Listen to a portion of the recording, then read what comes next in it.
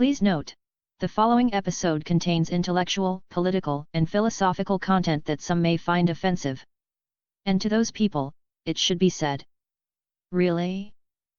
So I met you around 2011, 2012. I had started getting interested in politics and provincial politics, and then I learned about the Freedom Party. I got an election sign, put it on my lawn, and helped out with Al Gretzky's campaign in London West.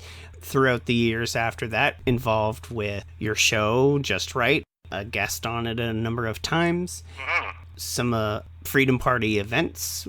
But to go back, the Freedom Party of Ontario, if I'm not mistaken, was formed out of the Un-Party in 1984? That's correct. The Un-Party itself was formed out of the Libertarian Party of Canada, which itself was formed out of the Libertarian Party of the United States, which itself was formed out of the Republican Party of the United States. So if you take the chain back, and that includes both kind of the ideology and the people who were originally involved. And most of the people who started Un-Party were what we would call libertarians, okay? So they were very much into economic freedom. These ideas appealed to me then, and they still do today. But unfortunately, libertarians come with a big package, and that's the whole infiltration of all they say is less government. You know, more freedom through less government. Government's not a quantity. It's something that exists. It's in the moral faculty. You get more freedom through proper government, proper governance. And what people think is government is merely the state running amok, and people taking control of a mechanism of force that is not governing, it is ruling. These are huge distinctions. Freedom Party was responsible for a number of policies in Ontario over the years. We changed a lot of laws. This is an interesting observation and something that people need to be aware of. I see it around me all the time. I've been in this now for 40 years, easy, on the front lines of what people might call fringe politics. That's where all the action is, by the way. And what I have seen has been a lesson. Before I even got involved with Freedom Party, and we changed the Un-Party to Freedom Party on January 1st in the Orwellian year of 1984. I know, right? Even then, we were writing literature like 1984 is here, and not referring to the year, but to Orwell's book. We were already at that stage. We already realized at that time that Ontario was essentially falling into fascism. And if that isn't abundantly clear today, and it isn't to a lot of people, amazingly, but then you'd have to be asleep at the wheel. But in any case, we lobbied a number of things, and we basically won every lobby and ad hoc issue we got into. The big one, of course, that most people don't even know about, is we're the party that brought Sunday shopping to Ontario. That's right. The leaders in that whole thing were myself and Mark Emery at City Lace Bookshop, a fellow named Paul Magder, who ran Magder Furs in Toronto. We had Douglas Devenick, the head of the Seventh-day Adventist Church, because, of course, they believe the Sabbath is on a Saturday. We ran ads in the newspapers across Ontario and pretty well shamed all of the other three parties, who all went on record opposing Sunday shopping, to open the doors on Sundays. Mm-hmm. And that's just one of the many things we've done. We've also, in London, Ontario, the city was planning to spend $110 million on hosting a 2-week event, the 1991 Pan Am Games. And we fought and defeated that. And then, of course, there were a number of other tax initiatives that we fought and defeated, which are known euphemistically as business improvement areas. They call them associations now, but that's illegal. They shouldn't be allowed to call them association, because that implies that the people joined it voluntarily. Business improvement areas are not voluntary. They're another level of government. They have them in business areas all throughout the province, and it's just another level of government. And they're all trouble. Every time they get one to improve an area, watch that area go down. Basically, they move into areas that have already been improved, and then they try to kind of take credit for it as they ruin it, because politicians should not be running the economy. And then, of course, my famous contribution to all of this that we did through Freedom Party, I'm the first person to have won a case against the landlord in London over racism, of all things, before Human Rights Commission of Ontario, and I beat the commission. I'm not a lawyer, but I represented this landlord, and everything I'm saying, by the way, is completely documented down to the most minutia of detail on Freedom Party's website, which is freedomparty.on.ca. Pretty much a static site of what we've done in the past and what our policy, platform, constitution, and statement of principles are, which we think that every political party should have, but most other parties don't, or they have very vague statements saying, yeah, we believe in democracy, or some vague thing that they really never get around to defining. But it's been an interesting ride, I'll tell you, and we've been involved in so many issues and so many other functions. It's a learning experience, and I'm trying to bring it to the public so that people do not repeat the same mistakes that I made and that we made, and that they do repeat the things we did right. That's one of the main reasons why I was interested in the Freedom Party.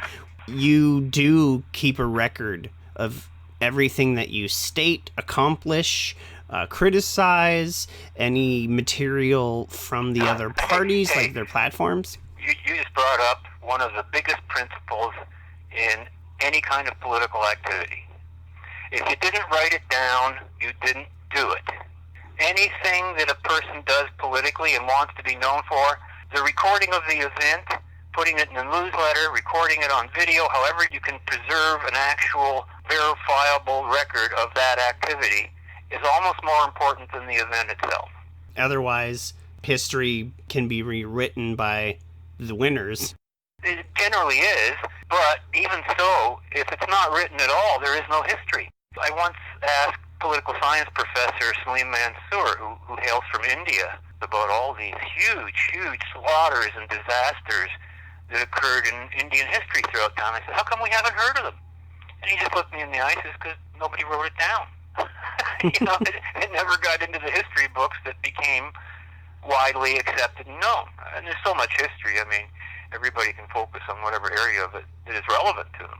Other notable initiatives and things that the Freedom Party has helped with or supported, of course, was Mark Emery's decades-long conquest to see marijuana decriminalized or at the very least legalized, and a couple years ago that dream came to fruition. Another one was fighting against the then Kathleen Wynne / Dalton McGuinty Liberal government's hydro fiasco. Oh, yeah. Basically, anywhere there has been government overreach, overstep, and mismanagement, the Freedom Party has been there. Having said that, yes. And I would always encourage people to go and protest where necessary, to do their ad hoc issues. But I have a really bad news story about this. Okay.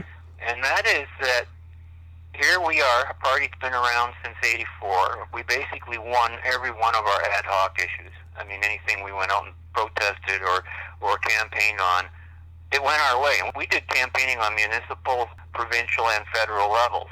But here's the bottom line, it didn't change anything. Government just moved on as normal. We fought the Pan Am Games for 91, and then they just did it differently last time to get the Pan Am Games, and it's always the same corruption. Big public sports events are huge corruption centers. But in any case, until a party like Freedom Party gets elected provincially, or something like the People's Party of Canada, which I got to learn a lot about and became a fan of and got to meet Maxime Bernier. These are the only two parties I see in Canada who are even remotely anywhere close to anything I would call right.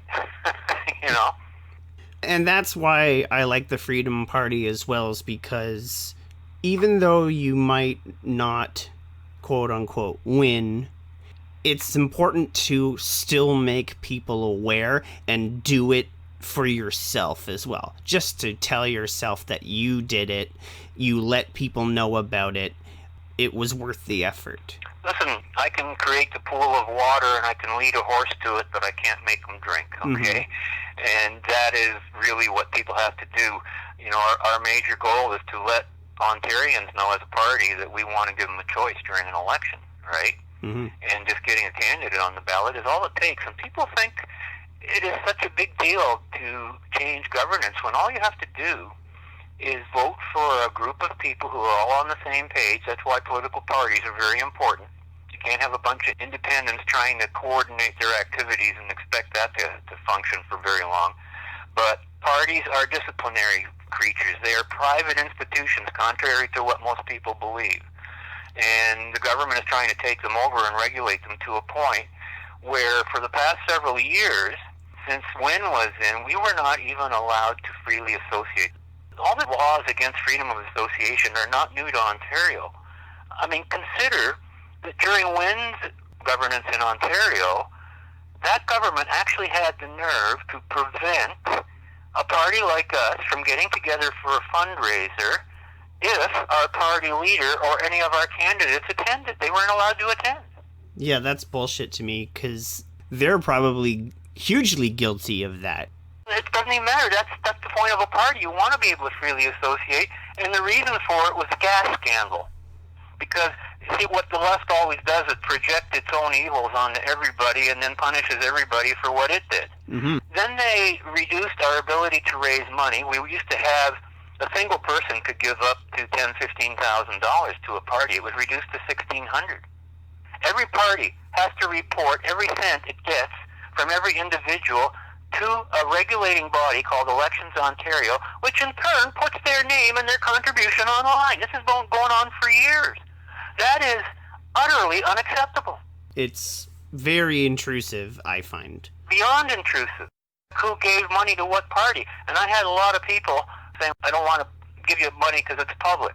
So then you try to create a private option, and what did the government do? They started regulating private lobbies and making them basically go along with the same laws that political parties have to do. The system is so corrupt, it's very difficult to work within it or around it. But that's all we have right now. And it's fast disappearing. I'm very concerned about it. Right now, even Ford in Ontario has pretty well abandoned government entirely. He's not governing at all. He has proven himself to be a complete fascist in every meaning and sense of that word. And I do not use that word lightly. That word has meaning. My family lived through it during World War II, and people think it's always Nazism or something. Fascism is merely state control over private interests, private property, private choice. Right.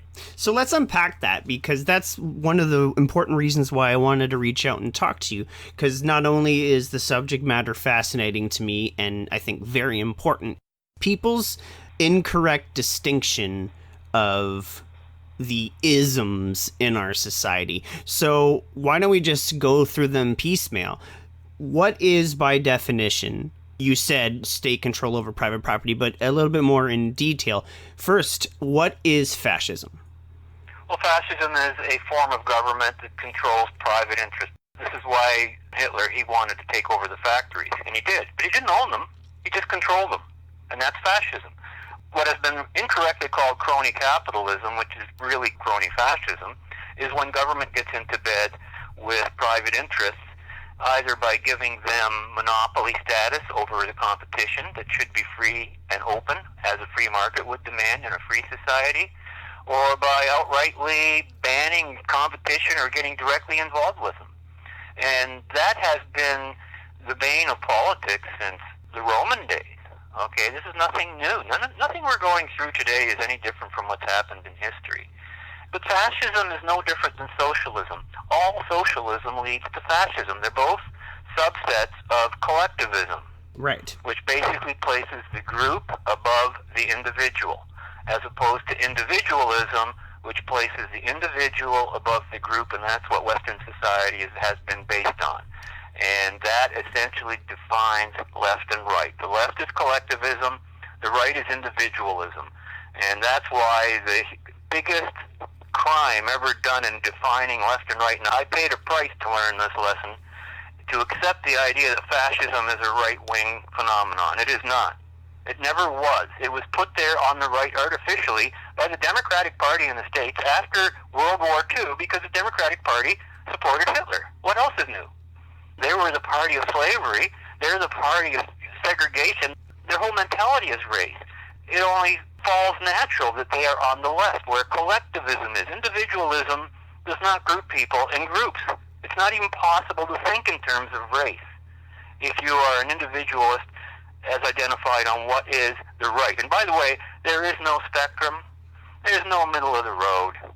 These are mythologies. There's only two polarities, and you're either on one or the other. People say I'm in the middle of the road because, well, I'm in favor of abortion, therefore they think that's the left. But I like to see economic restraint and control, and therefore they think they're on the right. So when they combine those two, they think they're in the middle. They're 100% left on the one issue, and they're 100% right on the other, and all that means is they're confused.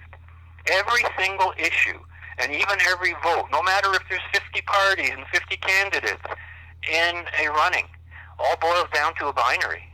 When you, the voter, get down to that last choice, even if there are 100 other candidates on the other side, in your head you'll be thinking of it like this. You'll be thinking, well, it's my candidate or the rest, right? And you lump all the rest into choice number two. The objective of any political party trying to come up new on the horizon is to become number two. The other parties all have a role. I would never, ever prevent other parties from forming or individuals from running as independents. That's crucial that those rights exist. One of the things that I remember you and Robert Vaughn, who's your co-host of your podcast / radio show for years, Just Right, which I recommend everybody check out at justrightmedia.org. That's correct. Is, even though you just expressed, and I totally agree with, fascism and socialism / communism / collectivism are on the same side, but what you and Robert had said was the difference between fascism and socialism is homicide and suicide. I think what you might be thinking of is a phrase, difference between socialism and communism. Socialism is when you jump off the cliff, and communism is when you hit bottom. But the real difference between fascism and socialism is the issue of how they regard property. That's the only thing. Right. Under socialism, it's ownership and control. Same as communism. Communism, socialism, equal definitions. They're really no different. It has more to do with what the social system's being used for. And as long as it's called socialism, generally the public gets the cut of the stolen goods. But when it's communism, the public gets nothing. It's all in the hands of the rulers. But still, it's the same system. And fascism will always be the mechanism by which the philosophy of socialism is exercised. It always comes down to fascism. And I try to tell people this and explain to them that they're all on one side. They're all on the left. I often joke that if you don't stand up for what's right, all you get is what's left. And that's right. I'll have to remember that one. It's very logical. Let's accept the old scale. On the left is communism, and on the right is fascism. Okay? Okay, so where's freedom? In the middle, I guess, if this scale existed, but it doesn't. Well, that was the thinking of many people. That's not where freedom exists. That's not freedom at all. Because if you're going to stick to the idea of the scale, in the middle, that would mean you are accepting an equal portion of right-wing ideas and left-wing ideas. And that ain't freedom. That's two forms of fascism mixed together, which is exactly what Hitler told the people. He appealed to the fascists on the right and the fascists on the left. In fact, on my show, I refer to Wilhelm Reich, who wrote and lived during World War II and saw the fascism. And he distinguished left and right between red fascism and black fascism. That was how he saw it. What's the difference between the two? Well, the black fascism was the Nazis, the red fascism were the communists.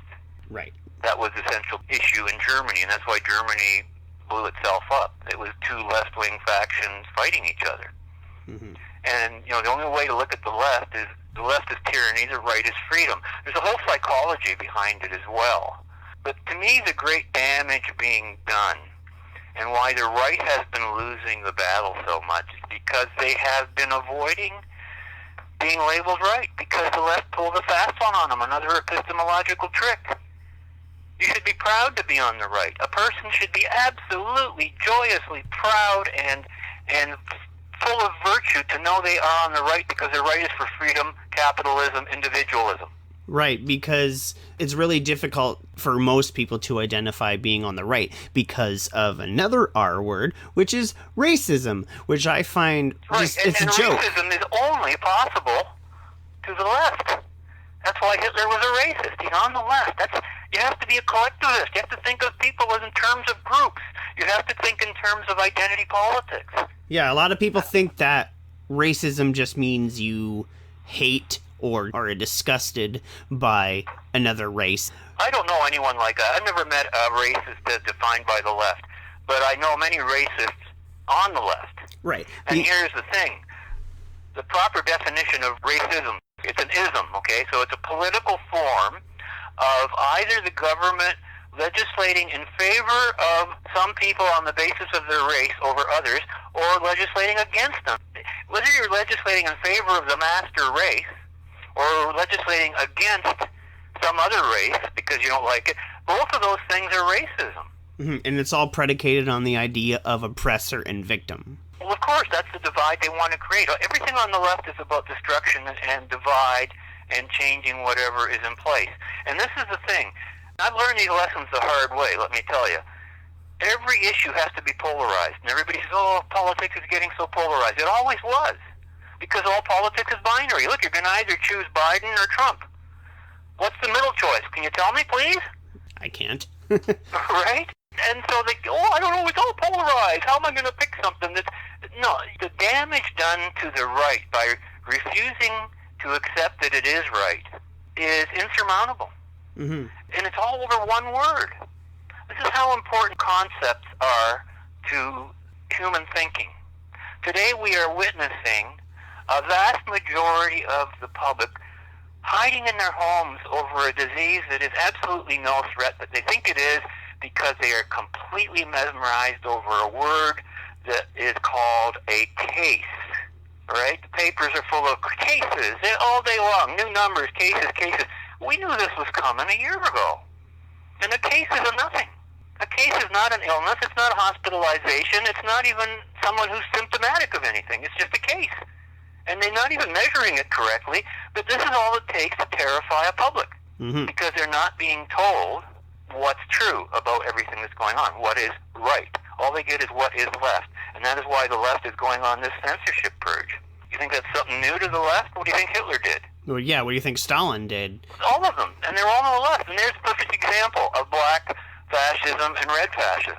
Mm-hmm. Which is why I find Antifa so funny, because they claim to be anti-fascist, but exactly what they're doing is fascism. Don't forget, that's not by accident or to be humorous. They're doing that on purpose to mess with your mind so you cannot think. This is literally how it works. The left is a master of epistemology, which is what our show is about, by the way. And for those who don't know, epistemology is... It's a second branch of philosophy that teaches us, and it's a very strict discipline, what is actually true and what is not, and how we can verify it, right? Epistemology is basically the process of reason, and reason is a quality of on the right. On the left, you have subjectivism and intrinsicism. Mm-hmm. And so there's your divide again. Everything comes down to left and right eventually. And metaphysics, you're dealing with reality on the right, and you're dealing with unreality and artificial concepts on the left. Concepts that they are subject to themselves because they aren't thinking right, pardon the pun. Mm-hmm. They're using the wrong definitions for the wrong words, and so they can't think, and they're terrified of the right because the right can think and can out-debate them on any issue, which is why they need censorship. When they censor the right, they are, in effect, confessing to the public that we are evil, we are wrong, and essentially we're a death cult, and the left is a death cult. Any step you take in that direction, you're moving in that direction. And another couple of groups that can be lumped into the same side as communism, socialism, fascism, collectivism is white supremacy, the KKK, neo-Nazis, because the way I like to think about it is all those groups that I just mentioned, someone or some people exercising control over someone's life and their freedom. Absolutely. Ability to choose and their individualism.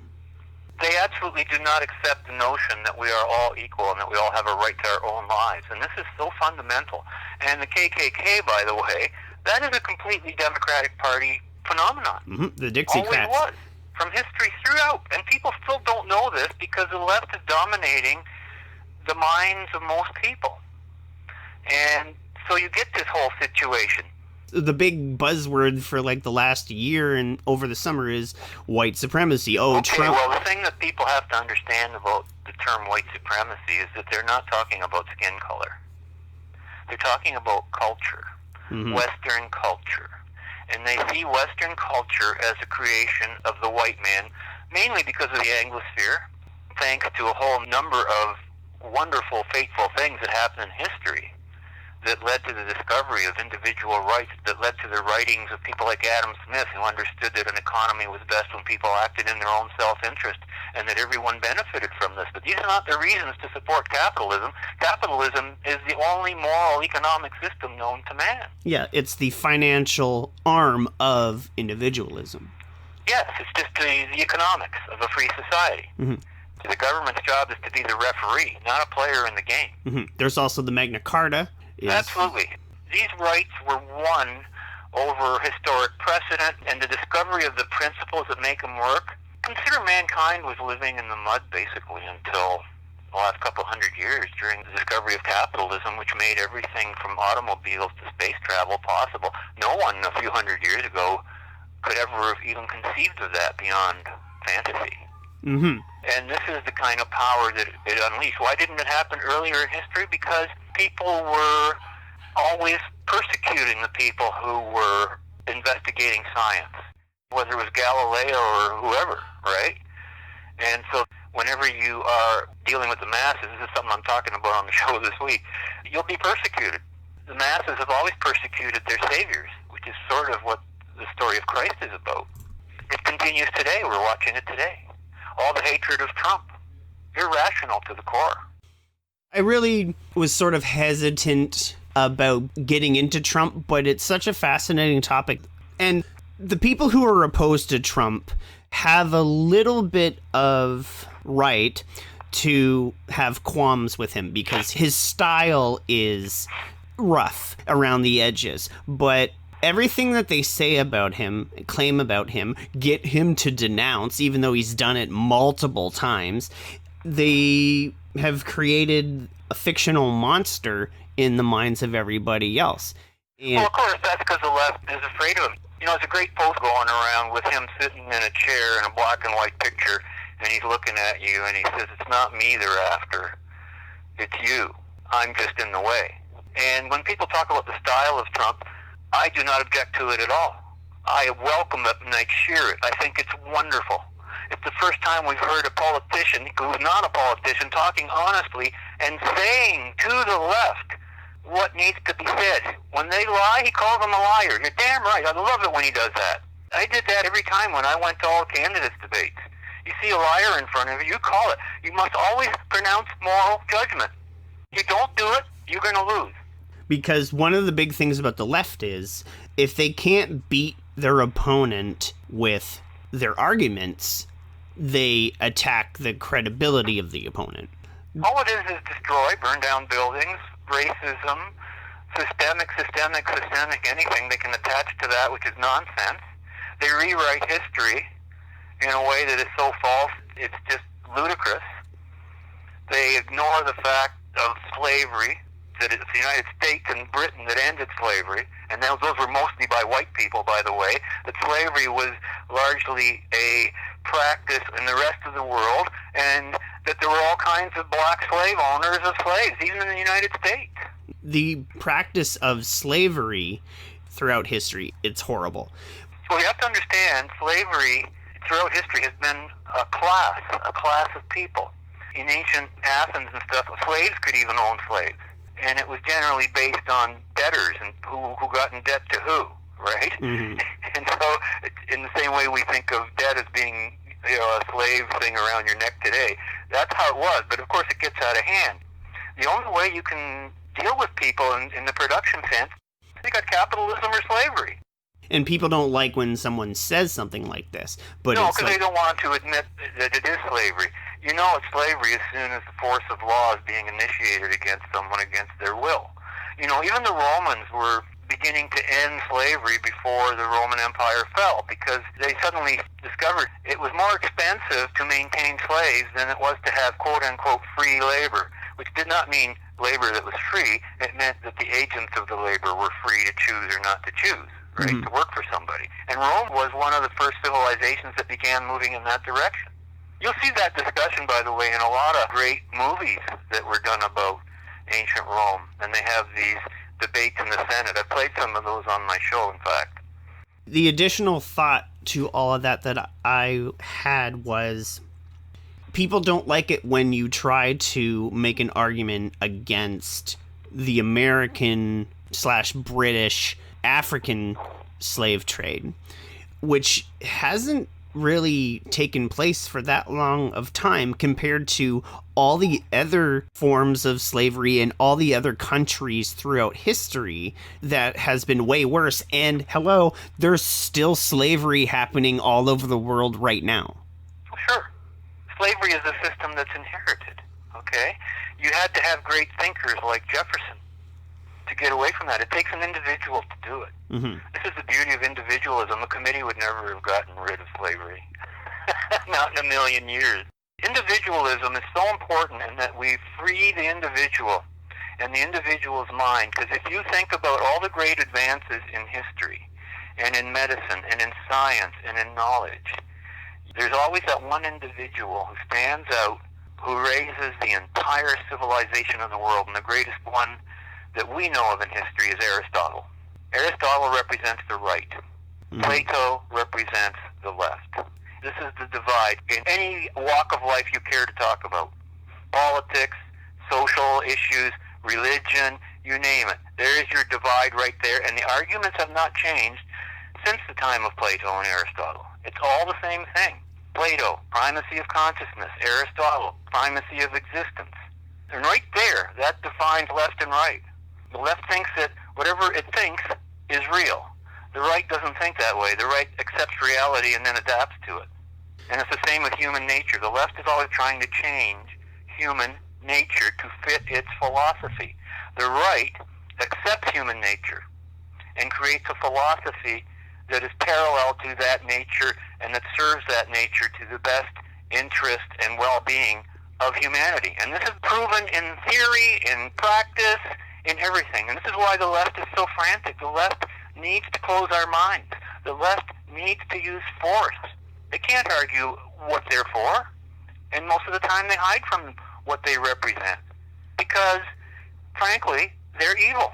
There's your moral polarity, evil and good. And I don't mean that in some afterlife religious sense, okay? Evil is that which harms human life. Good is that which increases human life and the quality of human life. And that always comes down to individualism and freedom. And there's no other kind of freedom. All freedom is individual freedom. The adjective shouldn't even be necessary, but people think there's some kind of collective freedom. Your rights don't change because you join a group. Everybody in that group has the same individual rights. And individual rights, by the way, is a social concept. It's not an individual concept apart from the society. It is the principle that defines the unit of society, the individual. And anything else becomes a collective. And what are the collectives? The Communist Party. There's a collective for you.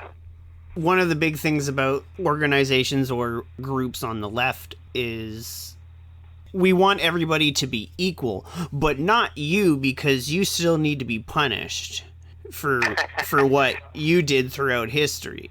Even though if you go further back, there's been many, like I said earlier, examples of like control over other people, slavery, racism. No one who's alive today is responsible for anything that happened in history years ago. They're responsible for what they do today and where they're heading tomorrow. History is the determined. We live in a deterministic world. The determined is the past. We can't change it. So we can improve ourselves now. The present is the only thing that exists. The future is a potential. The future is the unknown. The future is the thing that we hope to achieve, and then things don't always work out. And no one can ever predict the future, even though by applying the proper principles, and I've been doing that for 30 years, I'm amazed. I've pretty well been batting 1,000. I operate on these principles, even if it doesn't feel good. Oh, I don't like where I'm going here, and then you go there, but you know you're doing it on principle, and sure enough, you nail it.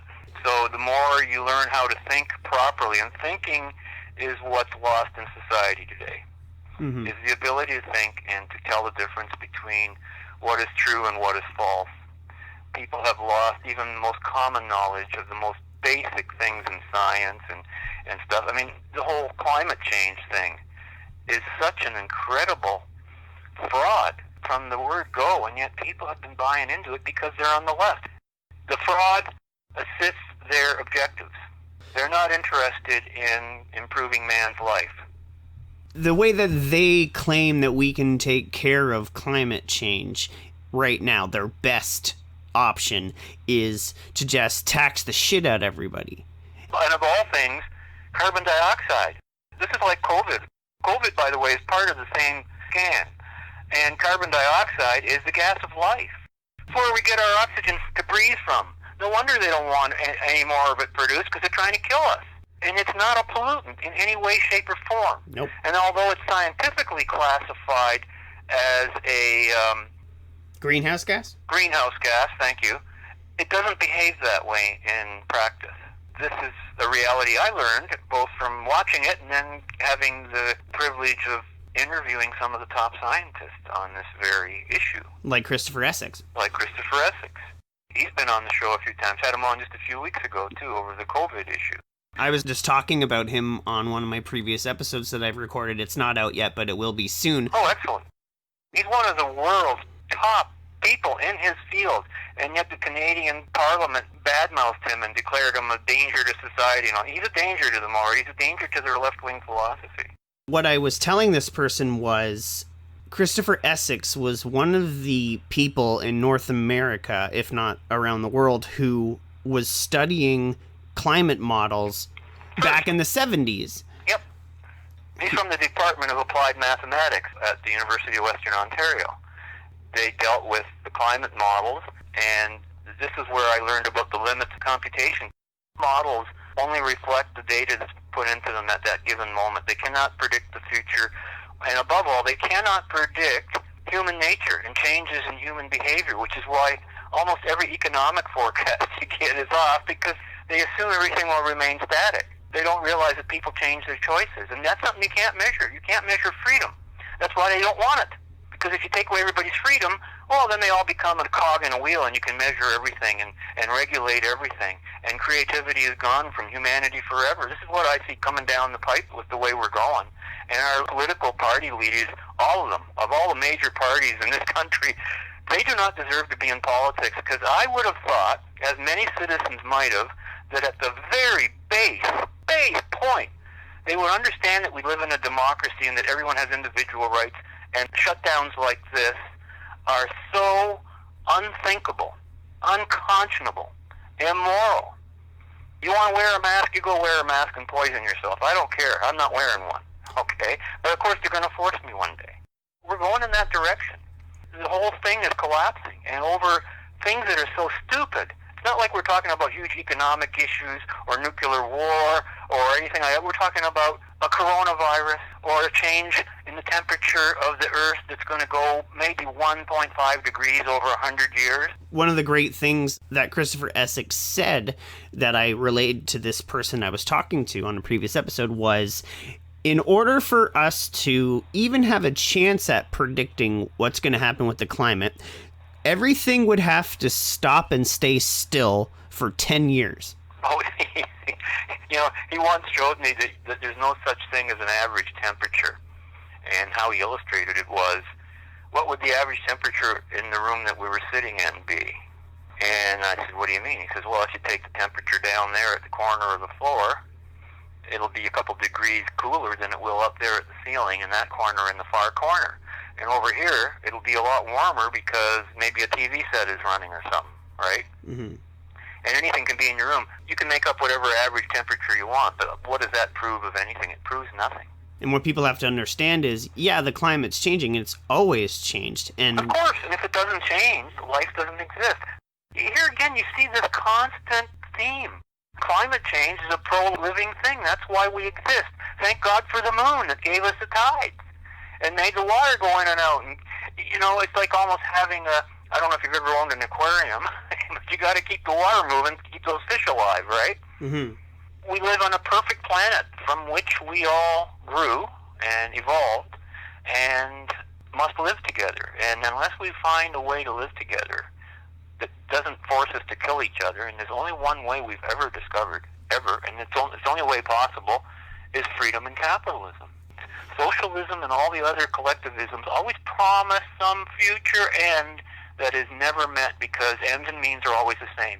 And when they're using force and guns and arrests and everything to reach this magical end, even if it's to fight COVID, you will know that will never be the end. It is ends and means are the same. And this is what concerns me about this whole situation we're in today. I look forward to the day, hopefully, that most of our politicians are in something like a Nuremberg trial. And I'm not kidding you. That's how serious this is. And people are still asleep at the wheel. One of the biggest tactics that the left has over everybody is the notion of guilt, like climate change. There's bad weather happening. It's happened many times before in the past, thousands and hundreds of thousands and millions of years ago. But if we can make you feel guilty about what's happening right now, then we can convince you to give us money. And if Canada is going to have any kind of like climate initiative, okay, great. I want it to be mainly focused in adapting to the climate, and I want a receipt for every single dollar that you spend. I want to know where it goes, I want to know what you're using it for, and I want to know down the road if it has made an impact at all. Well, that would be one way to measure something like that, but the whole guilt game is artificial, of course. Mm-hmm. Again, one cannot be guilty for anything like the weather, for heaven's sakes. That's so ridiculous. Or guilty because you're not wearing a mask and it's going to kill somebody else's grandmother. Evidence doesn't seem to matter, that they're listening to their leaders and that they are basically giving up their individualism and their choice and their freedom for something that will never, ever be delivered to them, ever. They try to make you feel guilty that you're part of Western culture, and that's why I really like Professor Jordan Peterson, which you've highlighted on your show and have had...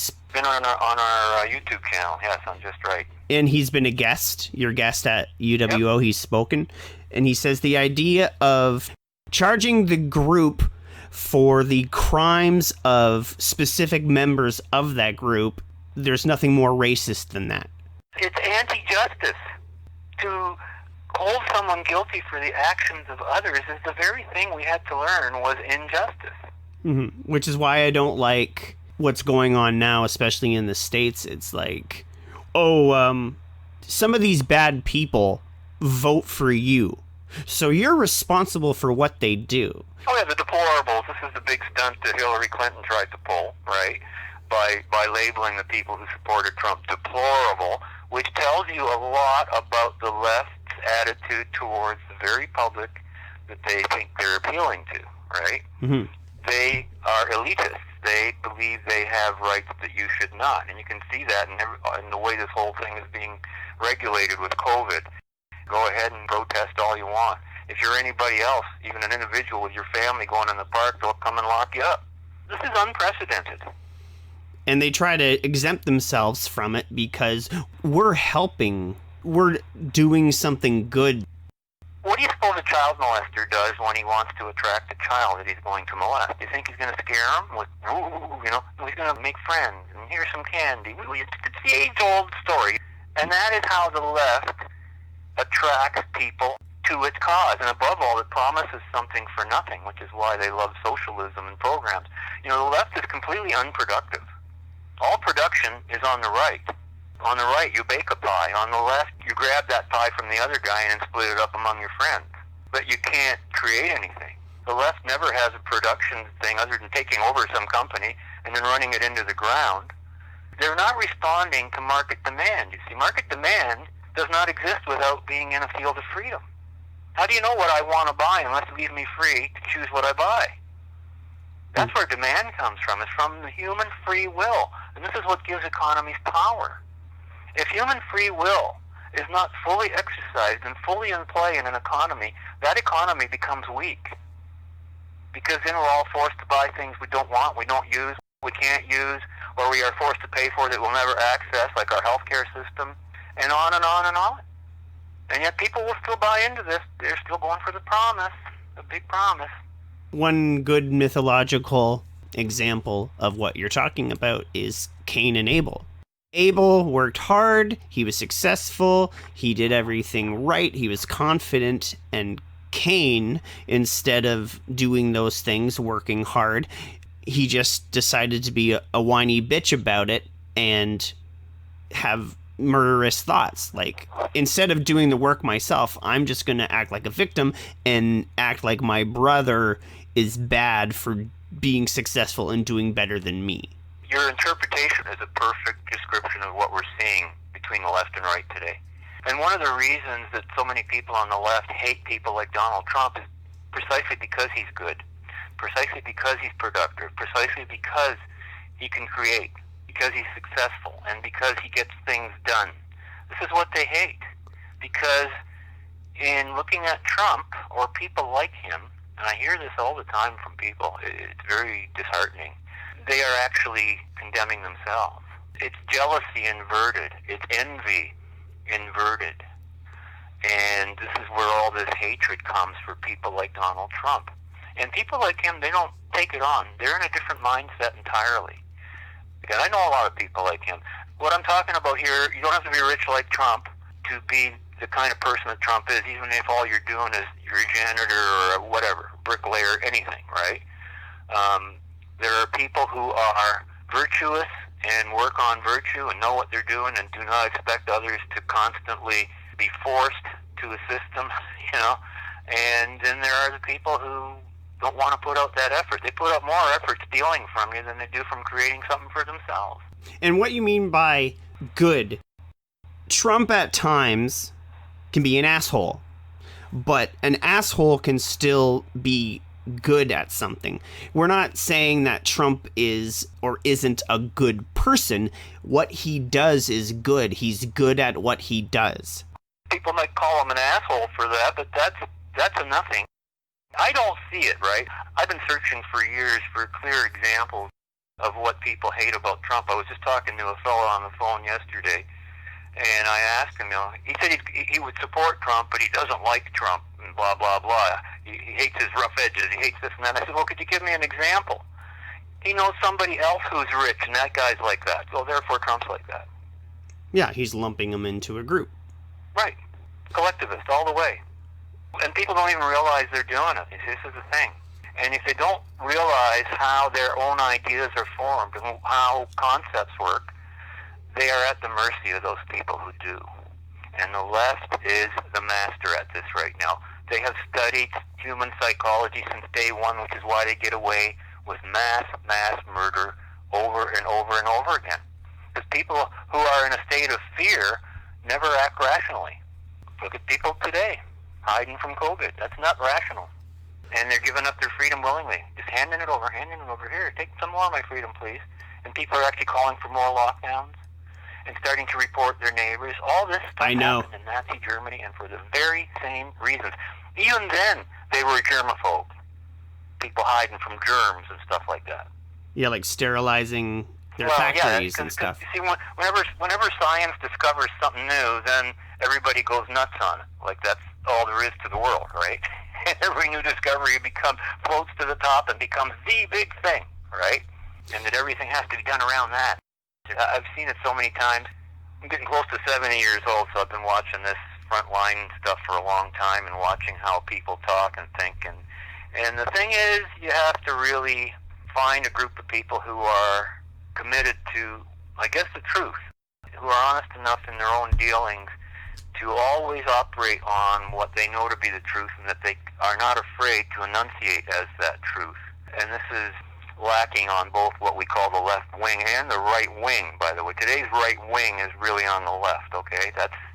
Those are a lot of conservatives who call themselves conservatives are on the left completely. Hell, we got a party in Ontario called the Progressive Conservatives. That's left-wing conservative. Mm-hmm. People sometimes don't want to accept the fact, and over the last year and a half with what I've been going through, I've had to accept it myself, is the truth hurts sometimes. Oh, absolutely. I mean, the biggest truth that we don't like to face is, well, hey, we're all going to end up in the grave, aren't we? Mm-hmm. And for a lot of people, they can't handle that. Why should I invest in life when at the end of life it's it's going to end no matter if I'm successful or a loser. Which is why I think a lot of people don't like Trump, and to a Canadian extent, Right. why people didn't like Stephen Harper, is because they refused to play their game. They refused to fit the mold that they wanted them to fit and react to things the way that they wanted them to react. And with Trump, he's not playing their game. He's beating them at their game. He teases and undermines and ridicules the media and calls them out on their bullshit. Yep. He's living in the age of Twitter, of all things, because that way he's able to communicate to the public that otherwise would never even know anything about him if they depended on the media. And this has been a remarkable thing coming from him. Whenever you watch Trump in an official speech or an address, right, he is masterful. And then when he goes back to the office, back on Twitter, oh, so-and-so is an idiot. Right? And that's wonderful. I think it's wonderful. And yet so many people around me, they cringe at it because they don't realize that what Trump is up against. The people talking against him are infinitely worse than anything he has ever tweeted. And I mean infinitely. There's no scale on which you can compare their tweets and their nonsense and their lies with anything Trump ever said. Whenever I heard a story that said something negative about Trump, just give it a week or two. You'll find out it's exactly the opposite. Which is funny because one of the main reasons that the left claim that Trump won is because, oh, everybody must be racist. It's like, really? Hundreds of millions of people are racist. It's because they got tired of your bullshit.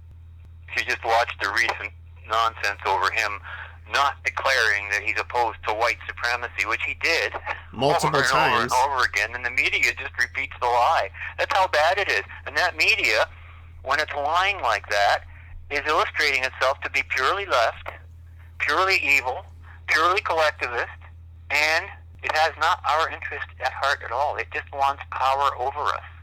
Mm-hmm. And this has to be fought. This is important to everyone's life. The biggest thing that affects their lives beyond their families and everything is politics and the political climate in which they live, which is so easy to take for granted when you are fortunate enough to live in a free society. You know, I have relatives from behind the Iron Curtain who visited us back during the 60s, Mm-hmm. and the first thing they noticed when they came to Canada, they kept asking, where is the police? We don't see the police anywhere. They go to Springbank Park here in the city, and they don't see a whole squadron of police. Normal for them in Eastern Bloc countries, right? And they can't understand why everybody's so peaceful. It's alien to them. You have to understand that. Once you're in that mindset, you don't even know what freedom is anymore, and that's what they're counting on. They want to obliterate history. I could get into this even over a show like Star Trek, what they've done with the latest incarnations of it. Did you like Picard? I haven't seen it. I thought it was pretty good. A lot of people shit on it. You know, the earlier versions of Star Trek that were based on Gene Roddenberry, I mean, he had some of the greatest writers going for him, D.C. Fontana. These were all fans of Ayn Rand, by the way, and practically objectivists, especially in the early Star Treks. You know, they had a positive sense of life and would have been mostly on the right, even though they dealt with the other ideas. But the basic show had that positivity about it, about the future, and a lot of people criticized the show for that.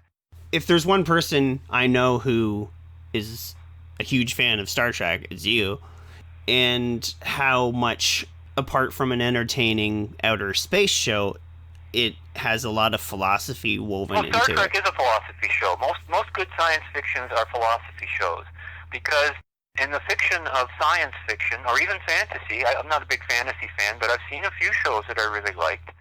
You can separate philosophical principles from the reality in which they're generally applied that you can't normally do in real life, and you can isolate them and often turn a principle into a representation of some person who represents the principle in a show and bring it to light that way.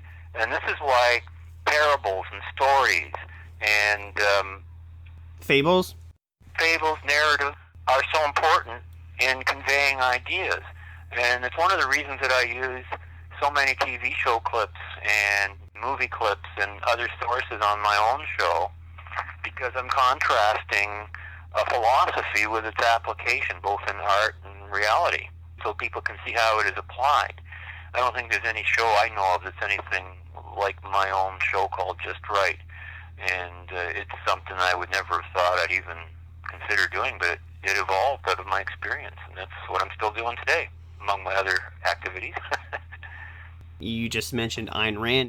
A lot of people wanted to shit on Ayn Rand.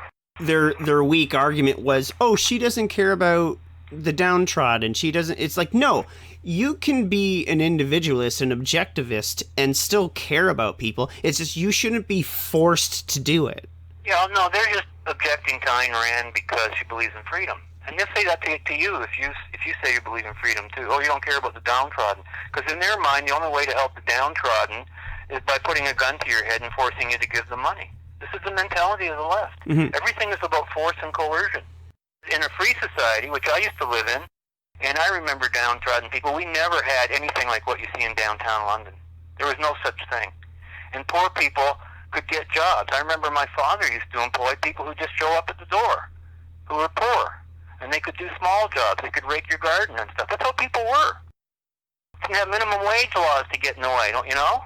One of the great analogies that I like about what you had just said about labor and stuff like that and jobs and like homeless people or people in poverty is you can't hand someone a broom to sweep up the gutters downtown because that's our job. That's right. You're reminding me of my first job in a unionized factory. I can't stand being bored, okay? If I'm just standing around waiting for something to do, I go nuts. So I was always working, and I was doing my work, and I was really producing well. And then when I get a job done, I'd clean up around my workstation. Well, sure enough, the union guy comes up to me one day and tells me that's not my job. I can't clean up my workstation. I had to wait for another guy, and then they would purposely not put that guy in place for like a long time so that they would know that I wouldn't be able to work for that time. Then I'm falling behind on my expected productivity, right? And these were constant tactics. You just multiply that by hundreds and hundreds and hundreds of thousands of times. Everything they can possibly do to make people less productive. And that's one of the tactics of the left. They make they use intimidation, they use force, they make you feel guilty. That's all they got. They got nothing else. Like, for example, we were talking about being accountable for what your supporters do. Nobody seems to call out when Hillary Clinton supporters, more or less, or maybe Bernie Sanders supporters, smashed somebody in the face with a bike lock and a sock on the Berkeley University campus. Oh, well, they were doing good. They were doing what we want them to do, so they're exempt from criticism because we're the good ones, and who they hit in the face is the bad ones. And that person actually who hit the person in the face turned out to be one of the professors of the university. Yeah. He was just wearing a mask. It was great talking to you, and you can check out the Freedom Party of Ontario at freedomparty.on.ca, and you can check out Robert Metz and Robert Vaughn's show, Just Right, justrightmedia.org. I could talk to you for another episode for sure, but yeah, I bet. Take care. You can check me out on Instagram and TikTok at Scott_loves_puns. Puns is with a Z. You can also find me on YouTube, Scott Loves Puns _ASMR. And you can also purchase my audiobook and new comedy EP for only $2 and $1 at swoaudio.bandcamp.com. Thanks for listening and have a good night.